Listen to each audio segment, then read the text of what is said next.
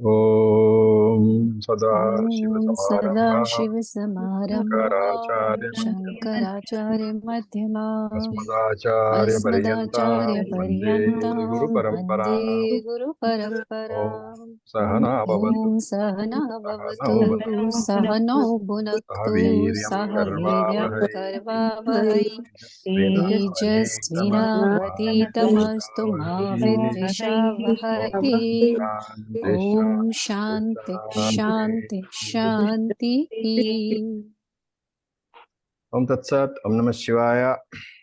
Okay, Om so we are तत्सत्। in fourth Anuvaka, ending portion, and I will request Arvind to chant from Amayayantu Brahmacharana Swaha till the end, that is Prabhamahi Prama Padaswa.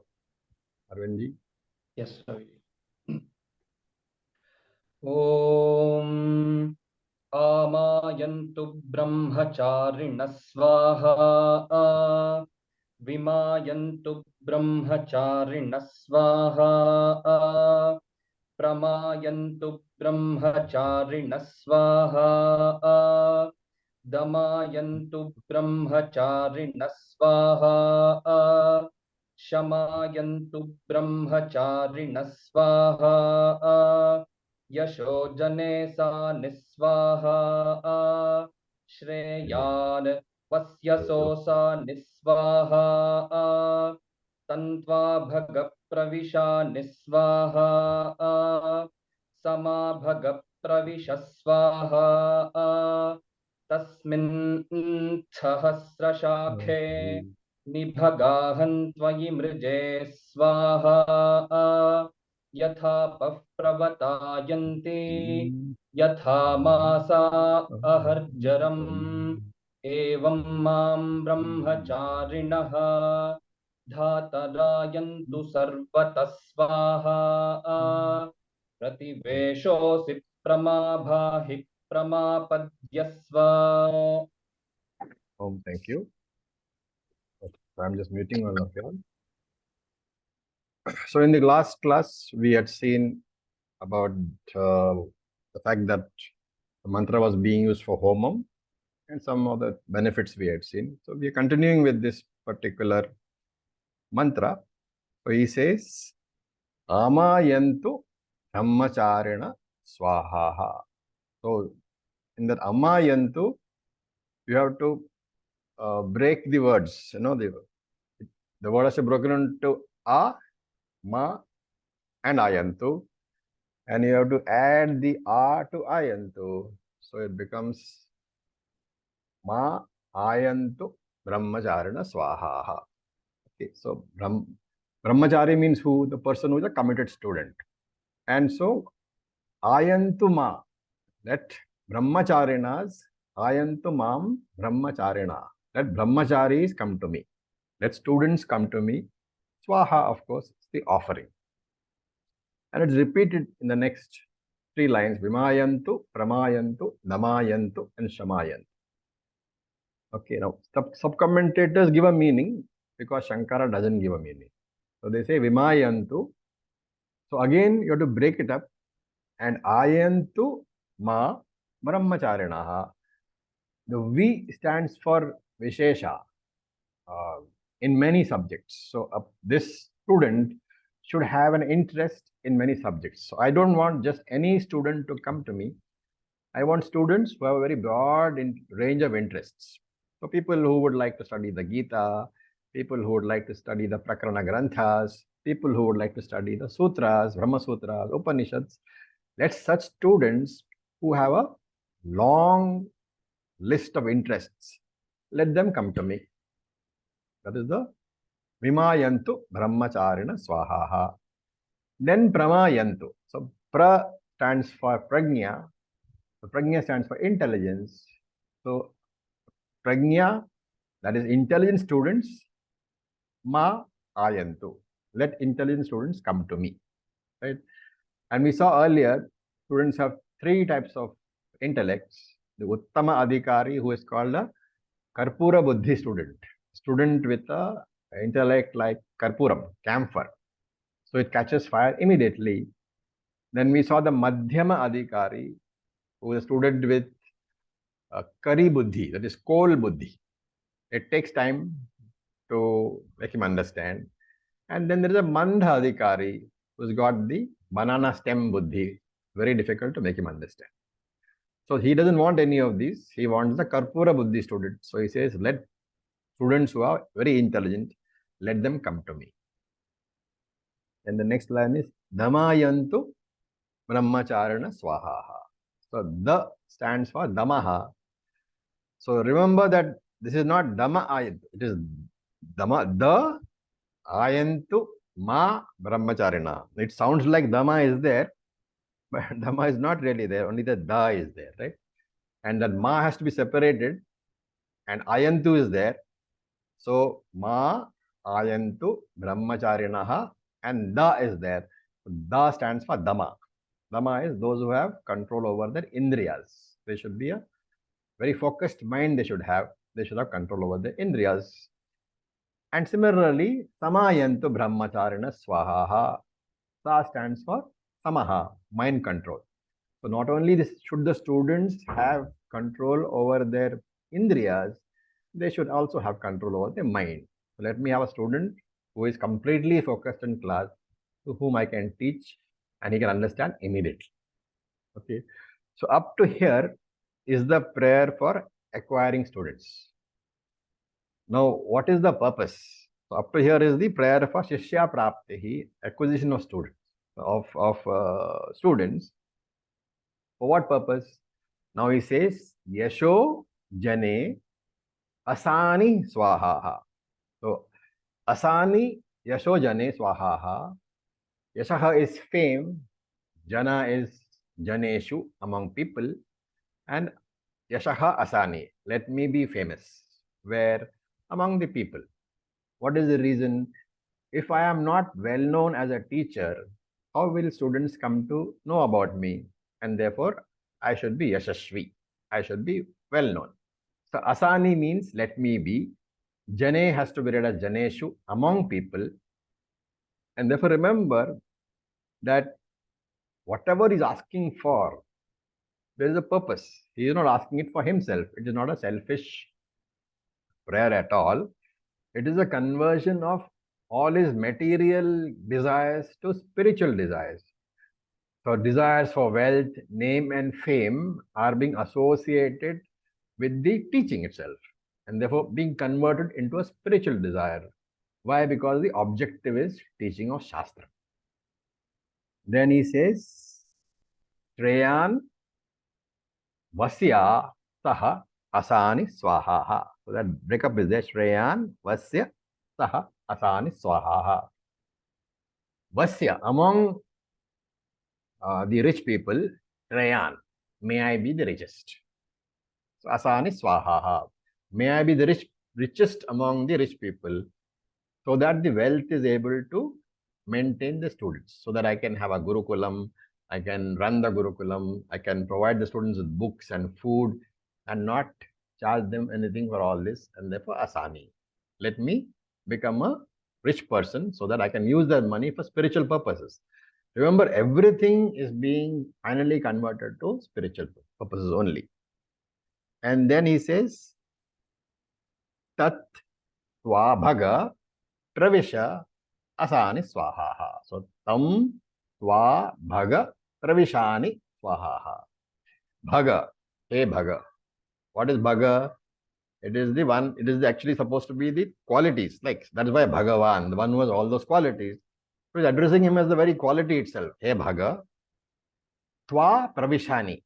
Let me enter you. Let me merge with you. So here is the reason why he is asking for all these things. Because in addition to the teaching is not my ultimate goal. What is my ultimate goal? I want Jivatma Paramatma Aikyam. And therefore, while I am doing all this, let me assimilate the knowledge so thoroughly that I will merge with you. Let me attain Jiva, Atma, Paramatma, Aikya Jnanam. So, Tva Pravishani, let me enter you. Okay. Then, Sa Ma. So, again, that is to be carefully said. Sa Ma pravisha swaha. That is the breakup. Sa, ma, pravisha swaha. So not only should I merge with you, but you should also enter me. Pravisha ma. You should also enter me. So, oh Lord, let me merge with you, and you should also merge with me. Okay. Then tasmin sahasra shakhe nibhaga. So that you have to break here. Ni has to be separated. Then there is bhaga. Then there is aham. So that nibhagaham you break into ni plus bhaga plus aham. Bhaga is Bhagavan, right? So that ni you have to take from there and add it to the third word mrije. So you'll get nimrije. Okay, so aham tvai nimrije. That becomes the word. Aham tvai nimrije is the sentence. So let me, nimrije means to purify myself, right? So let me purify myself tvai, in you. He's asking for chitta shuddhi now. And this bhaga, so hey bhaga, aham tvai nimraje swaha. Let me merge with you, hey bhaga, hey Bhagavan. And what kind of Bhagavan? Tasmin sahasra shakhe. That Bhagavan who is got many, many forms. So shaka is a branch, branches. Every form in this universe is like a branch of the Lord. And therefore, whenever I worship any form, remember that I am worshipping only Ishvara. Therefore, it is tasmin sahasra shake. In you, O Lord, who has 1,000 forms, aham nimraje, let me, nimraja is, Shankara says, shodhayami, purification.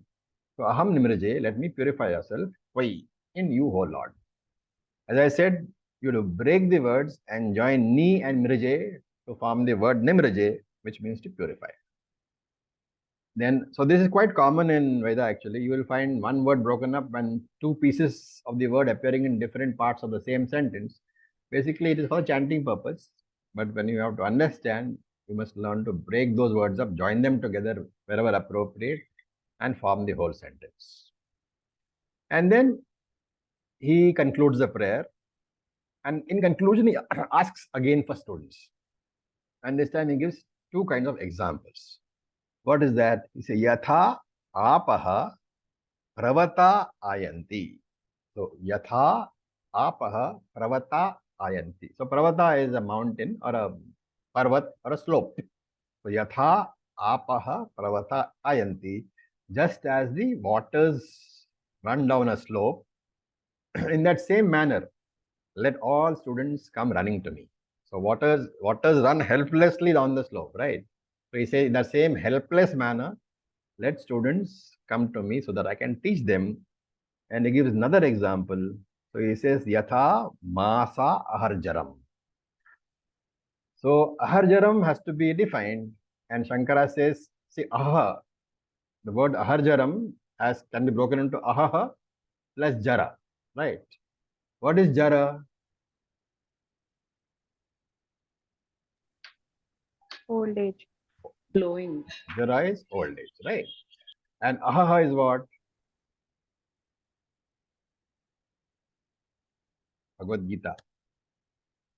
What is the word for what is the meaning of aha? 8th chapter. Anybody? Dawn. Yes, it's daytime. Okay, so aha is daytime. So ahaha jaraha mean as the day ages, as the day gets old, what happens as the day gets old? It dissolves into the year. And that is why aharjara is another word for samvatsara, which is 1 year.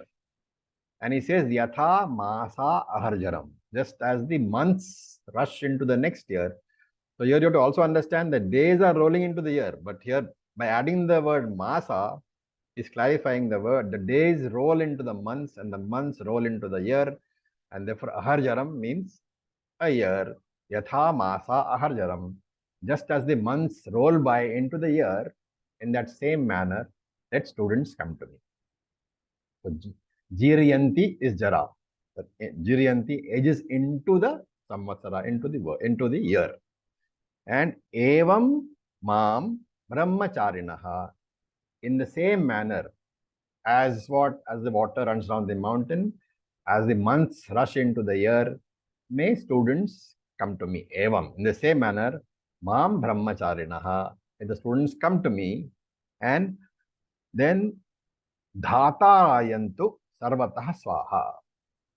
O Data, Data is the giver. So, O Dhata, O Lord, Ayantu Sarvataha Swaha. Your supply, Mam. Let these students come to me from all sort of directions. And Prativesho Asi. Prativesha Asi means you. Asi is the form of addressing in the to a person. So the form of addressing a person in front of you. So Prativesho Asi is Tvam Prativesho Asi. You are Prativeshaha.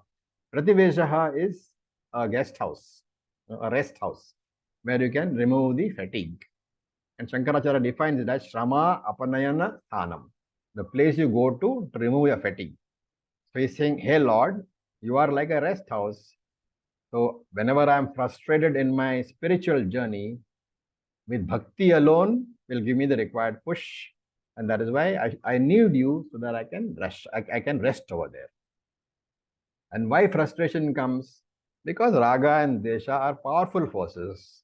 And therefore the only way to be able to overcome this at every stage, Gita had said, Macchitta sarvadurgani mat prasadat karishyati. You have to surrender to me. A true bhakta is never pessimistic, because he knows that Ishvara is always there to give me a push. And he ends the prayer with Prabha Mahi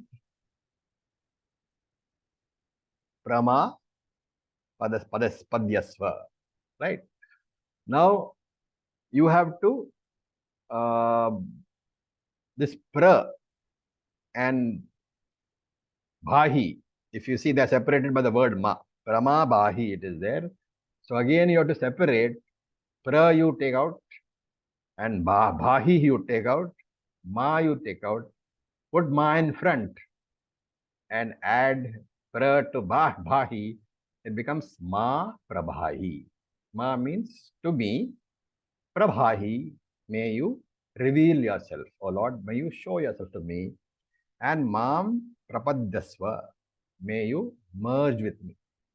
So the prayer is, I have traveled halfway, O Lord, and you please bless me by coming the rest of the way. Of course, we have to always remember the Vedantic angle that Ishvara Bhagavan is all pervading. Sarvam idam tatam. There is no question of him coming towards you, right? Therefore, it's a figurative expression. And its meaning is to help me to understand that the Lord is never far away from me. So help me to understand that Aham Brahma Asmi. So with this, the Homa Sadhana is over. The fourth Anuvaka is over. And in closing, Shankara makes a general observation. He says, Asmin Vidya Prakarane. You can understand, in this Prakaranam, in this text, in this context of Vidya, of Brahma Vidya, remember he says Shri Kamaha. The Kamaha for Shri, the desire for wealth, is for what purpose? Karma Artham. Dhanam cha Karma Artham. It's for the sake of doing karma only. So any desire for wealth here is not for making me a rich person, but so that I have enough money to do all the karmas. So Nitya Naimittika Karma, Panchamaha Yajna, all this I should be able to do. And all this Panchamaha Yajna, Shankara says very specifically, is meant for the removal not of all your papams, but of a very specific papam, which is what? In the form of Jnana Pratibandha. Those papams which will obstruct my understanding of Vedanta, only those I should ask for. So removal of only those I should ask for when I do Panchamaha Yajna. What about the rest? The rest are to be suffered and exhausted. And therefore Shankara says, only on removal of this Jnana Pratibandha, these obstacles to Jnanam, will Atma Jnanam manifest. Vidya Prakashate, he says. Atma Jnanam will manifest only when this specific form of obstacles to your understanding of Atmajnana is removed. What does it mean? Only when these obstacles are removed will you have a teacher, will you have the opportunity to do Shravanam, Mananam, Nididhyasanam, will you have an opportunity to get to moksha. Okay. So with this, I'll stop for a minute in case any questions are there. Just give me a minute, I'll get some water.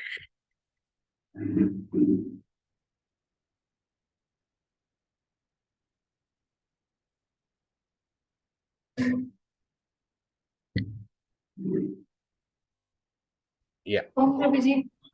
Yes, yes. So the this Amayanto Brahmacharini, Brahmacharinaha, that what is the meaning of A in that? A has to be added to that. See, Amayantu, right? A has to be added there, so it becomes Ayantu. You have to take out the Ma. The Ma is a word in the middle which has to be taken out, which means me. Ayantu means to come towards me. So you have to add that A to the second part of the word and take out the Ma. Or you can simply take out the Ma, what remains is Ayantu. So Ma Ayantu Brahmacharinaha. Let the Brahmacharis come to me. Ayantu means come to me.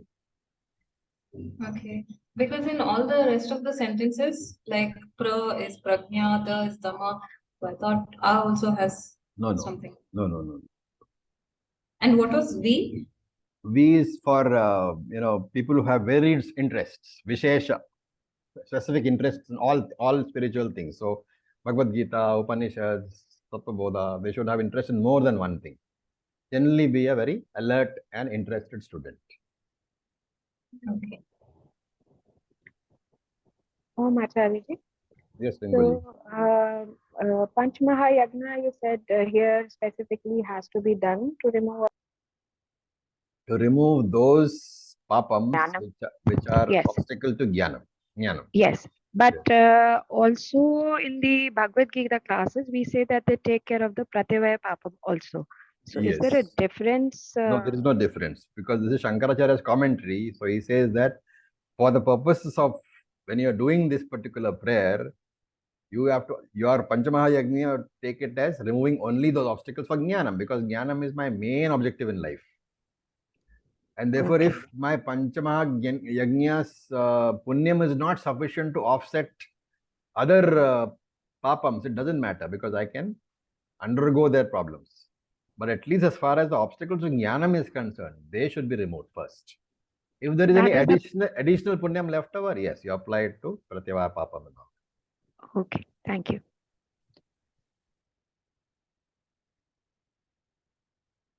Okay, right.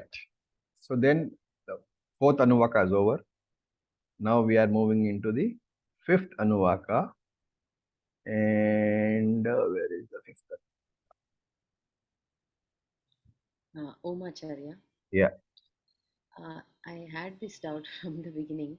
So Yeah. we stopped at even before that Karvana, we stopped at Shrutam Me Gopaya, and then you asked Arvind to stop it. So Avahanti Vitanvana. So how do we know like where is the verse ending and when is the next starting? There's a 2 lines and the verse, right? So I It's not thought a that full Anuvaka it is. We are doing the full Anuvaka, but we are breaking into parts for the ease of understanding. Otherwise, the Anuvaka is only one. Today's thing was not a fresh Anuvaka. It was Anuvaka 4 only. Correct. Yes, Anuvaka 4 only. So within that, we stopped before Avahanti Because we Vitanvana. stopped because of lack of time. It was not that we wanted to stop. Okay. We did take a break because the class ran out. Time for the class ran out. Okay. Okay. So Arvind, could you please chant from Bhuritiva Ayam Lokaha to Annena Vava Sarve Prana Mahiyante.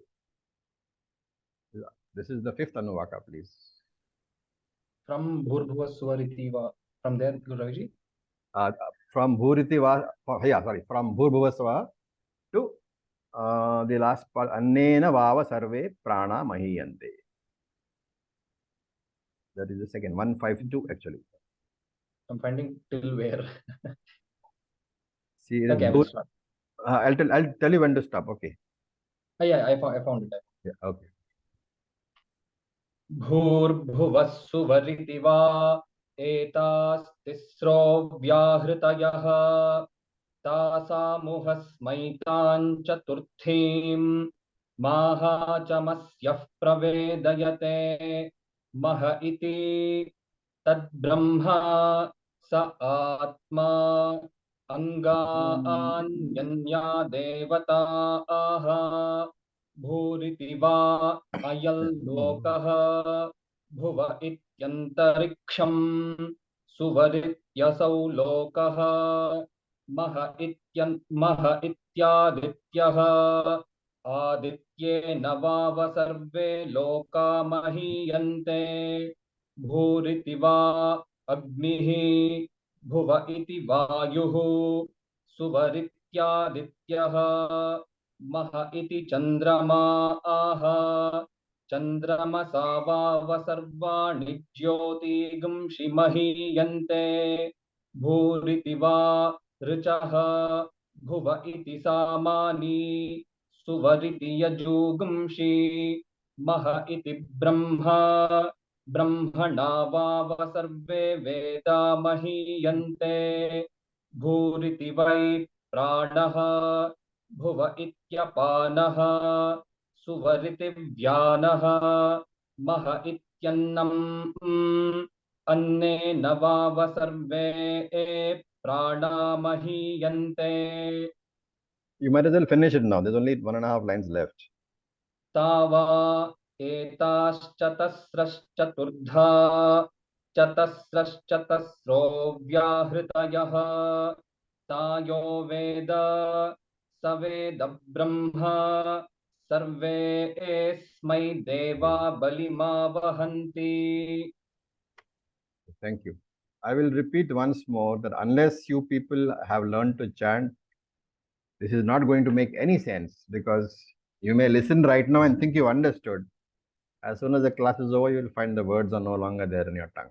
Okay, so it is very important to learn to chant.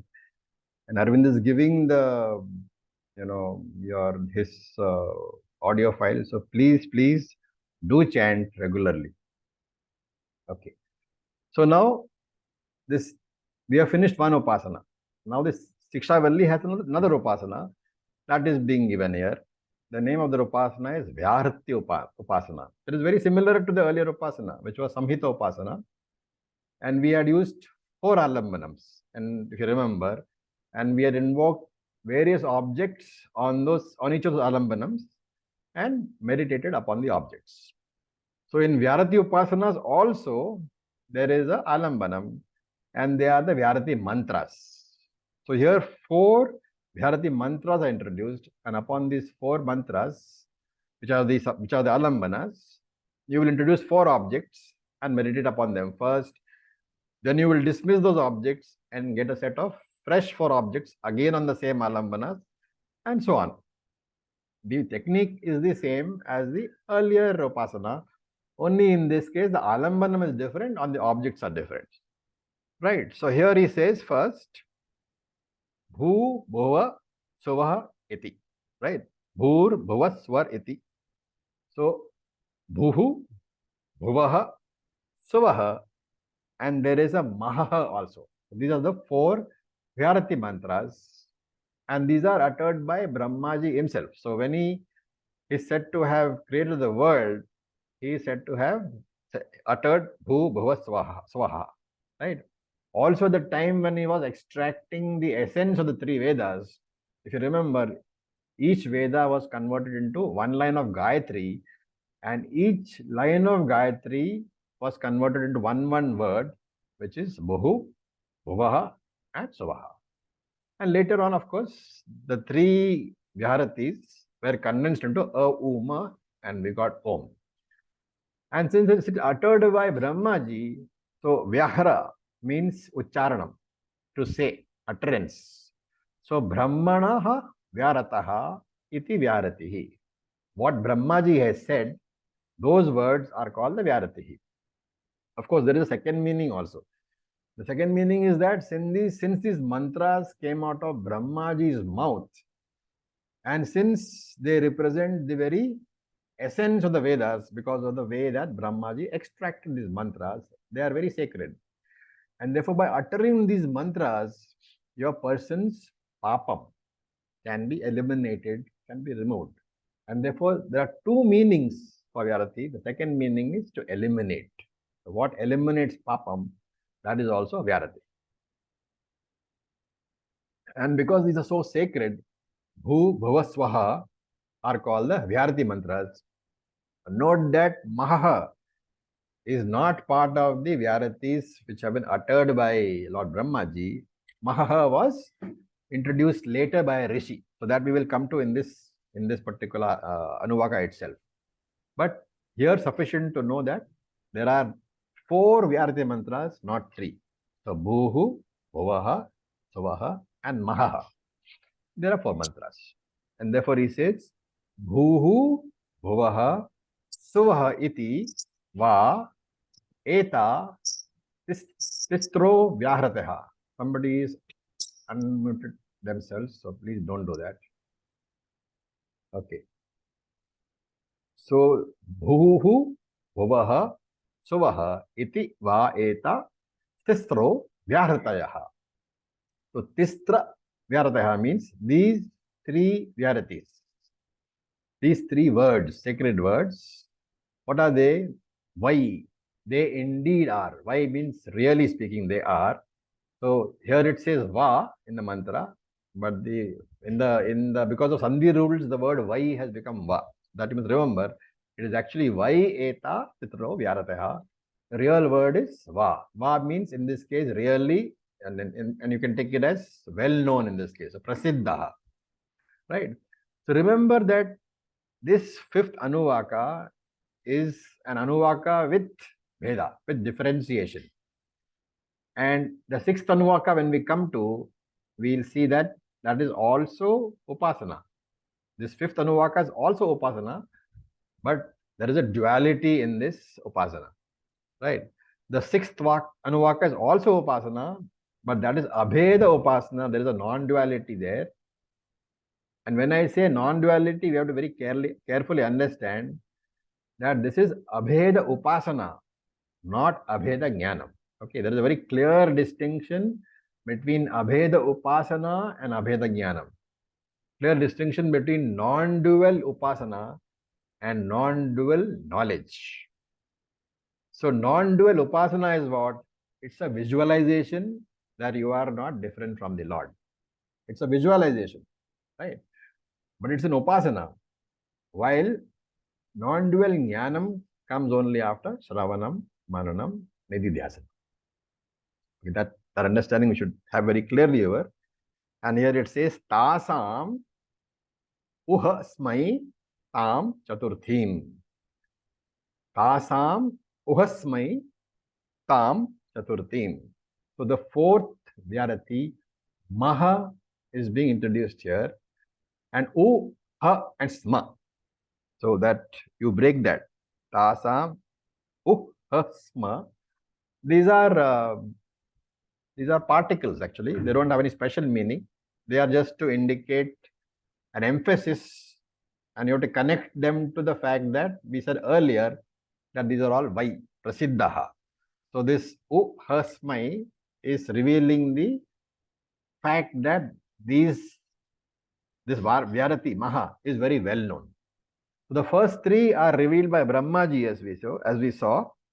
And here it says Chaturthim, the 4th one, Tasam.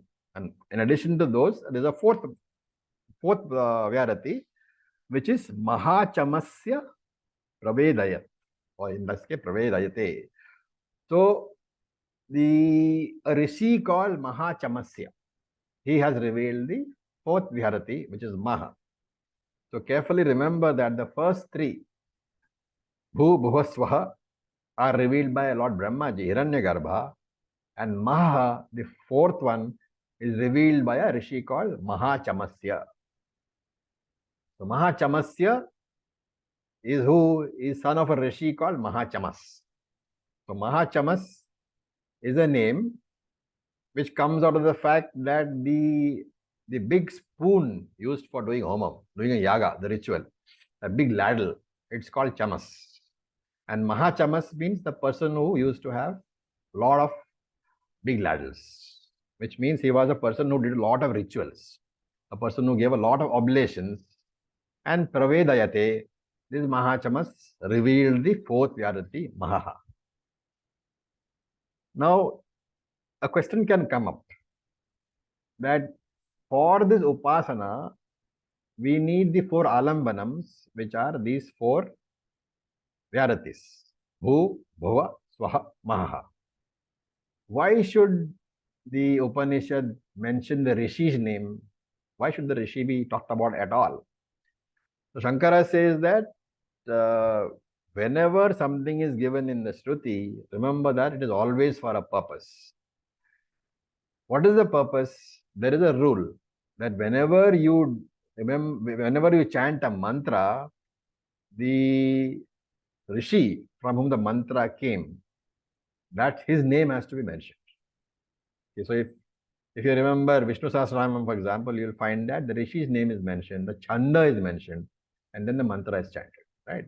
So remembering the Rishis is called Arsha Anusmaranam. Arsha is among the Rishis or the Rishis themselves. Anusmaranam is to remember. So Arsha Anusmaranam is a very important part. So Shankara says Upasana Angam.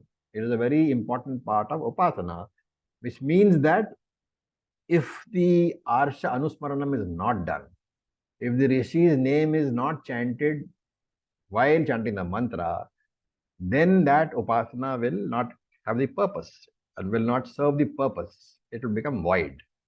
And Maha Itihi, he says, this Vyarati, which has been revealed by Mahachamasya, is called Mahaha. Okay. Now, so we have seen the four alambanams, the four substratums on which the objects are going to be invoked. So in each group, as we saw, there will be one main object, and then there are subordinate objects. So the main one is Angi, and the subsidiary ones are called Angam. So that you know, right? Angams are parts of Angi. So there will be a main object, Angi Vishaya, and there will be subordinate objects, Angam Vishaya. So which Vyarati must you invoke the main object on so that the others can be invoked on the subordinates? So Angi has to be invoked on one particular Vyarati, and the Angams, the subordinates, have to be invoked upon the other Vyaratis. Right? So Upanishad says that this fourth Vyarati, Mahaha, that should be the Vyarati, the Alambanam, on which you visualize or invoke the Angi. And the other three should be the Vyaratis on which you invoke the other three, which are the Anganis. So Bhur, Bhuva, Swaha, on these you will invoke the subsidiaries. The main one is going to be invoked on Mahaha. Right? So the fourth Vyarati is Mahaha. Hence it represents the main object of the meditation. And so he says Tad Brahma. That Brahman is Saguna Brahman. And Hiranyagarbha is the Samashti Devata. He is the Angi. He is the main one. And Mahad iti Brahmaha. That Brahma is Mahat. Mahat means, this is not Maha over here. This is Mahat. Mahat iti Brahmaha is very big. It is infinite. While all the Devatas are Vyashti Devatas. They are all Angas. So Hiranyagarbha is Mahat, the biggest, because he consists of all the other Devatas together. So he is the infinite one, Tad Brahma. Brahma here, of course, is not Nirguna Brahma, it is Hiranyagarbha, Samashti Devata. So all other Devatas are Vyashti Devatas also. And then he says Sa Atma. So you have to follow the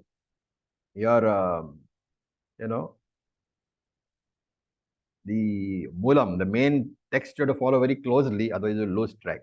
So we have come to Mahaiti, we have finished with that.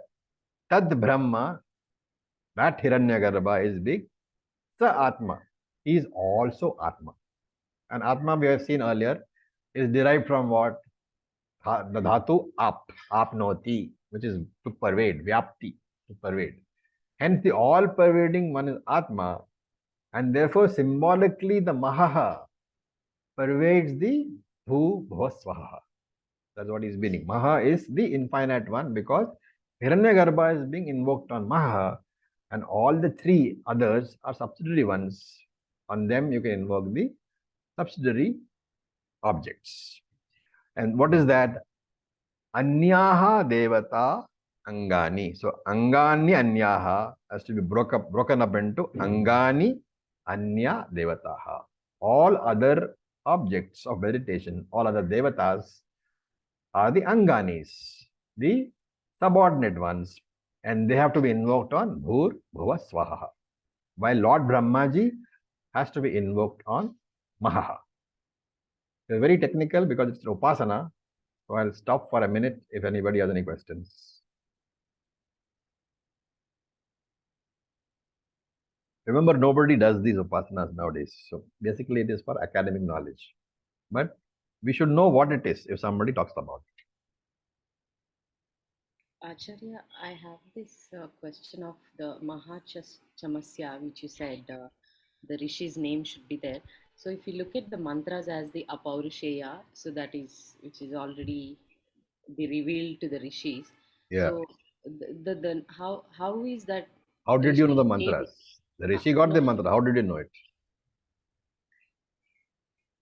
Through Rishis. That's why he's a revealer. It's Apaurusheya because it's not Rishi's own mantra.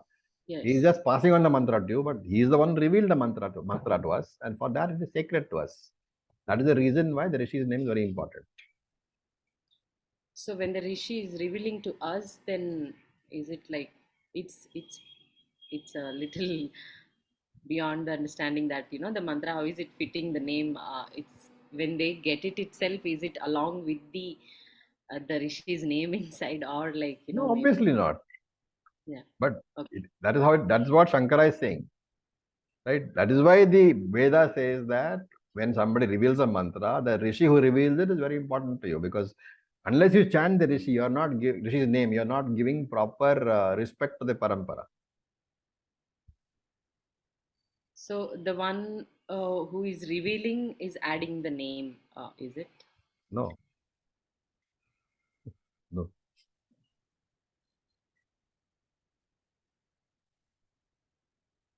Okay, anyway, you'll get to it. Don't worry.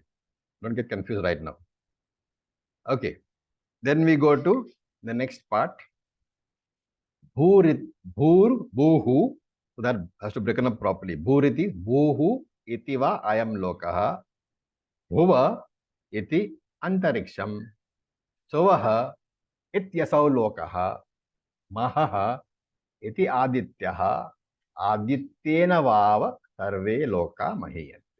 So this is the what you call how the upasana is going to be done. And so there are 4 objects over here. All are lokas. All the objects are in the form of lokas. So it can also be called Adhiloka Bharati Upasana. So what is happening? Bhuhu. Bhuhu Loka, Bhu Loka is to be invoked on the first Vyarati, which is Bhuhu. So Bhuloka is being invoked on Bhu Vyarati. Bhuvar Loka is going to be invoked on Bhuvaha Vyaratihi. Suvaha Loka is also called Swarga Loka, is going to be invoked upon Suvaha Vyaratihi. Remember, these 3 lokas are the Anganis, the subordinates. And that is why they have been invoked on to Bhu Bhaswaha, because he said that the Angi has to be invoked on Mahaha. So, these are all, we invoke what on Maha? We invoke Aditya, the sun, on Maha. So, you see there, Sovar ityasa lokaha, Maha iti Adityaha. So, on Aditya, you are going to invoke Aditya on Maha, right? So, why is Aditya the main object? Why is it the Angi? Because all the lokas depend upon the sun to sustain people, right? The sun has to be there to provide energy. The sun has to be there to provide the day and night. And without that, the worlds won't run. So sun is very important.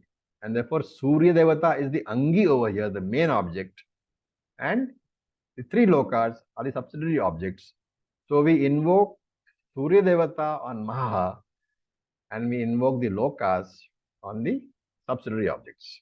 And we meditate upon them. Right? So that much is the first upasana. As I said before also in the last, when we discussed the last upasana, the details of these upasanas are not available anywhere. So there is no question of us doing the upasanas. We have to just take it that these are the upasanas which were being done by people at once upon a time. We have the knowledge that it was being done, and we have a working knowledge of what were the components involved in the upasana. So once you reach here, upasanas, you have to take it for granted that now you meditate upon the four objects, and the meditation over. Then what happens after meditation is over? You have to ask the objects to vacate their seats. Their seats are the alambanam. The objects have to vacate their seats. And then the alambanams will continue to be the same. What are the alambanams? Bhu, Bhuvaha, Suvaha, Maha. They will continue to be the same, but we can invoke a fresh set of objects onto them. Right? Alambanams won't change, but the objects are going to change. In that respect, it is exactly the same as the other upasana which we did earlier on the, what was the other upasana called? On the Samhitas. We had them as the alambanas, and we took various objects. So in that respect, the alambanam does not change any upasana, only the objects of meditation change. So look at the next one. It says, Bhuhu itiva agnihi, Bhuvaha iti vayuhu, Suvaha iti adityaha, Mahaha iti chandrama, Chandramasau va sarvani jyotimshi mahiyante. Okay, so Bhu itiva agnihi. This Agni is to be invoked on Bhu Vyarati, and similarly Vayuhu is to be invoked on Bhuva Vyarati. Aditya is to be invoked on Suvaha Vyadati. Now remember that in the last upasana, Aditya was invoked on Mahaha. Here Aditya is being invoked on Suvaha. So here Aditya has been reduced to a subsidiary object, and Mahaha iti Chandrama. On the Mahaha Vyarati, you are invoking Chandrama, the moon. And why is that so? Why is it now suddenly that we have said that, okay, fine, sun is being relegated to Anga status and moon has come as Angi status?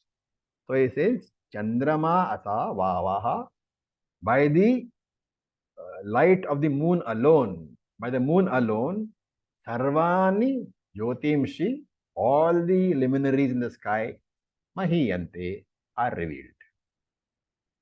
Okay. So here it is Devata, Adi Devata Upasana, right? Earlier was Adi Loka Upasana. Now it is Adi Devata Upasana. Four of these members are Devatas. And we saw Agni Devata upon Bhu Vyaratihi, Vayu Devata on Bhuva Vyaratihi, Aditya Devata on Suva Vyaratihi, and Chandra Devata on Maha Vyaratihi. So the question is, why is Chandra chosen as the Angi? Okay. All the previous Devatas, he says, are glorious only because of the blessing of Chandra Devata, including the sun. So we can ask a question. How is it possible that the sun blesses Surya? Right? What is the answer over here? The sun cannot possibly bless Surya because the sun the light of the moon borrows its light from the sun.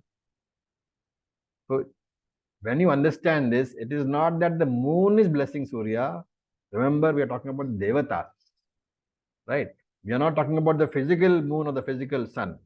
We are talking about the Surya Devata and the Chandra Devata. And what are the powers of Devatas? Tatvabodha, if you remember, Agni Devata presides over Vagindriyam. Vayu Devata presides over Parsha Indriyam. Aditya Devata presides over Chakshu Indriyam. Chandra Devata presides over what? Antakarana, mind. Antakarana. Now, what is the reason that Chandra Devata is said to bless Surya Devata? The mind is superior to the subtle, to the sense organs. So, So, it is Antakaranam, the mind is more powerful than all the sense organs. And therefore, Chandra Devata is said to be more powerful than the other Devatas referred to. Right? Without the mind, you will not be able to hear. So, with this, the Adi Deva Vyarati Upasana is over. And we have to ask the Devatas to vacate the place and go back. After that, we can enter into the third Upasana, which we will do in the next class. So here, any questions? Remember, they are highly technical. They are all Upasanas only. But since it is part of the Upanishads, we should at least know what the Upasanas really mean.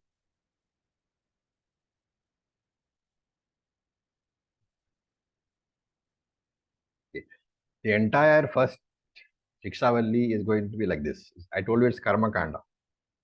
But this is one of very few Upanishads where you'll get a large dose of Karma Kanda. So you should take it very seriously. Otherwise, in our study program, Karma Kanda doesn't have too much of discussion. And it's necessary for us to know about Karma Kanda. Therefore, this Taittiriya is very important from that point of view. But mostly, Acharya, this is dealing with the Upasana portion of the Karma Kanda, this entire thing, because there are various ways to visualize the presence of Brahman and all whatever is present in the nature. So from that point of view. Yeah, it's an expansion of the mind required for coming to Jnana. Chitta Shuddhi. Okay, so with this, we'll stop for today. Thank you for your patience.